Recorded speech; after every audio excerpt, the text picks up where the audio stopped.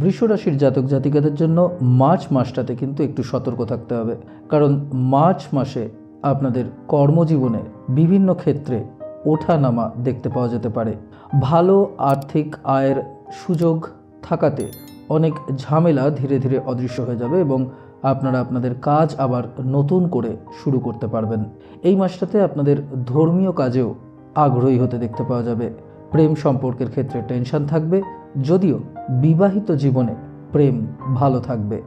এই মাসটাতে আপনার স্বাস্থ্যের যত্ন নিন এবং নতুন নতুন উপায়ে অর্থনৈতিক পরিকল্পনা তৈরি করুন। খরচ নিয়ন্ত্রণের প্রবণতাকে বজায় রাখুন এবং মাসের ফার্স্ট হাফটাতে ছোটোখাটো কোনো ট্যুরের জন্য প্ল্যানও করতে পারেন।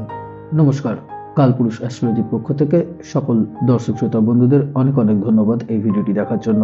চন্দ্র রাশির সাপেক্ষে মাসিক রাশিফলের এই আলোচনায় আমরা একটা সাধারণ বিশ্লেষণের মধ্যে দিয়ে জানতে চলেছি আমাদের স্বাস্থ্য, শিক্ষা, কেরিয়ার, অর্থ এবং পরিবারের মতো বিভিন্ন বিষয়গুলি সম্পর্কে। ভিডিওটি ভালো লাগলে অবশ্যই লাইক, শেয়ার এবং চ্যানেলটিকে সাবস্ক্রাইব করবেন, যাতে এরকম আরও নানা আলোচনা নিয়ে আমরা আপনাদের কাছে সহজেই হাজির হতে পারি। কর্মজীবনের দিক থেকে বৃষ রাশির জাতকদের জন্য কিন্তু শনি, সূর্য এবং বুধের অবস্থান মাসের শুরুতে দশম ঘরে থাকছে। কাজের জায়গাতে বিভিন্ন ধরনের চ্যালেঞ্জের সম্ভাবনা থাকছে। বেশ কিছু সময়ে আপনাদের আত্মসম্মানে আঘাত লাগার মতো পরিস্থিতি তৈরি হতে পারে। আপনারা আপনাদের কাজে অসন্তুষ্ট বোধ করবেন এবং আপনাদের চাকরি জীবনে এই অসন্তুষ্ট বোধ কিছু সমস্যা তৈরি করবে। 14ই মার্চ সূর্য একাদশ ঘরে প্রবেশ করলে কর্মক্ষেত্রে কিন্তু পরিস্থিতি ধীরে ধীরে নিয়ন্ত্রণে আসতে শুরু করবে। যাই হোক, এরপরে আপনারা যদি আপনাদের ঊর্ধ্বতন কর্তৃপক্ষ বা বসেদের সঙ্গে ভালোভাবে তালমিল বজায় রাখতে পারেন, তাহলে কিন্তু চাকরিতে ঝামেলা অনেক কমে যাবে। ব্যবসায়ীদের জন্য মাসের শুরুটা কিন্তু বেশ ভালো হতে চলেছে।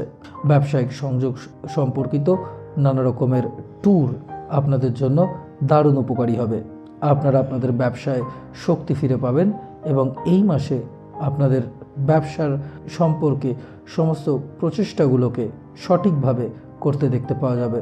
যাই হোক, আপনাদের ব্যবসায়িক জীবনে কিন্তু বেশ ভালো সাফল্য এই মাসটাতে দেখতে পাওয়া যাবে। আর্থিক দিক দিয়ে দেখতে গেলে দেবগুরু বৃহস্পতি কিন্তু পুরো মাসটাই দ্বাদশ ঘরে থাকছে। আর্থিক ক্ষেত্রে কিন্তু এই মাসে বেশ ভালো পরিমাণে খরচ হবে।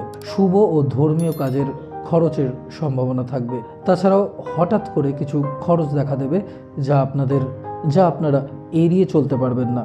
তবে একাদশ ঘরে রাহুর উপস্থিতির কারণে আয়ের ক্ষেত্রেও কিন্তু কোনো ঘাটতি থাকবে না এবং আপনাদের অর্থনৈতিক সমস্ত ইচ্ছাই পূরণ হবে। 15ই মার্চ মঙ্গলের পরিবর্তন, 14ই মার্চ সূর্যের পরিবর্তন এবং 7ই মার্চ বুধের পরিবর্তন আপনাদের আয়ের পরিমাণ ভালোভাবে বাড়িয়ে দেবে। আর্থিক অবস্থা মজবুত হবে। যারা স্টক মার্কেটে বিনিয়োগ করে থাকেন তাদের জন্য 7ই মার্চের পরে আপনারা ভালো রকমের রিটার্ন পাবেন। স্বাস্থ্যের দিক থেকে কিন্তু এই মাসটাতে বেশ কিছু ওঠানামা থাকছে। দেবগুরু বৃহস্পতির দ্বাদশ ঘরে এবং কেতুর পঞ্চম ঘরে অবস্থান, তার সঙ্গে পুরো মাসেই শনির দ্বাদশ ঘরে দৃষ্টি স্বাস্থ্যের বিষয়ে কিন্তু আপনাদের অনেক সতর্ক করবে। যদি এই বিষয়ে আপনারা তেমন একটা নজর না দেন, তাহলে কিন্তু জীবনে ঝামেলার সম্ভাবনা বেড়ে যাবে। মাসের শুরুতে মঙ্গলের দ্বাদশ ঘরে অবস্থান যে কোনো ধরনের দুর্ঘটনার ব্যাপারে আপনাদের সতর্ক করছে। মাসের সেকেন্ড হাফটাতে কিন্তু স্বাস্থ্যের বিষয়টা অনেকটাই অনুকূল থাকবে এবং স্বাস্থ্যের উন্নতির সম্ভাবনা দেখতে পাওয়া যাবে। যাই হোক, যদি কোনো ধরনের স্বাস্থ্য সমস্যা অনুভব করেন তবে অবিলম্বে পরীক্ষা করুন এবং একটা ভালো রুটিন মেনটেন করে স্বাস্থ্যের বিষয়ে যত্নবান হন। প্রেম, বিবাহ, ব্যক্তিগত সম্পর্কের দিক থেকে কিন্তু কেতু পুরো মাস জুড়ে পঞ্চম ঘরে থাকছে, যা প্রেমের সম্পর্ককে এক ধরনের ভুল বোঝাবুঝি তৈরি করবে এবং পারস্পরিক বোঝাপড়ার অভাবের ফলে বিভিন্ন টেনশন দেখতে পাওয়া যাবে। এছাড়াও পার্টনারদের মধ্যে বিশ্বাসের মাত্রা কিন্তু কমে যাবে, যা সম্পর্কের মধ্যে টেনশন বাড়াবে। যাই হোক, শুক্রের আশীর্বাদে প্রেম সম্পর্কে কিছুটা নর্মাল পরিস্থিতি ফিরে আসলেও আপনাদের কিন্তু সম্পর্ক বাঁচানোর জন্য মনোযোগ দিতে হবে। বিবাহিত দম্পতিদের জন্য মাসের শুরুটা অনুকূল থাকছে। একসঙ্গে নতুন কোনো জায়গায় ঘুরতে যাওয়া আপনারা চেষ্টা করবেন। আপনাদের সম্পর্কের মধ্যে রোম্যান্স থাকবে, প্রেম বাড়বে। তবে মাসের সেকেন্ড হাফটাতে মঙ্গলও 15ই মার্চ দশম ঘরের শনির সাথে চলে গেলে দাম্পত্য জীবনেও ছোটোখাটো কিছু টেনশন দেখতে পাওয়া যাবে। কাজ এবং অর্থ নিয়ে জীবনসঙ্গীর সঙ্গে ঝগড়াঝাটি হতে পারে। যাই হোক, এই সমস্যা থেকে এড়িয়ে চলতে গেলে আপনাদের কাজের ওপরে অতিরিক্ত নজর দিতে হবে এবং আর্থিক বিষয়কে শক্তিশালী করার চেষ্টা করতে হবে। পারিবারিক দিক থেকে দেখতে গেলে কিন্তু এই মাসটা আপনাদের পারিবারিক জীবনের জন্য বিভিন্ন ধরনের টেনশন নিয়ে আসতে চলেছে। মাসের শুরুটা কিন্তু কিছুটা পজিটিভ থাকছে।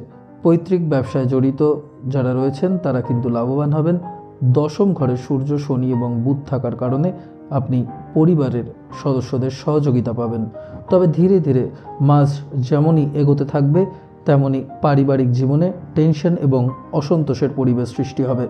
পারিবারিক কলহ বাড়তে দেখতে পাওয়া যাবে এবং পিতার স্বাস্থ্যেরও এই সময় কিছুটা অবনতি ঘটতে পারে।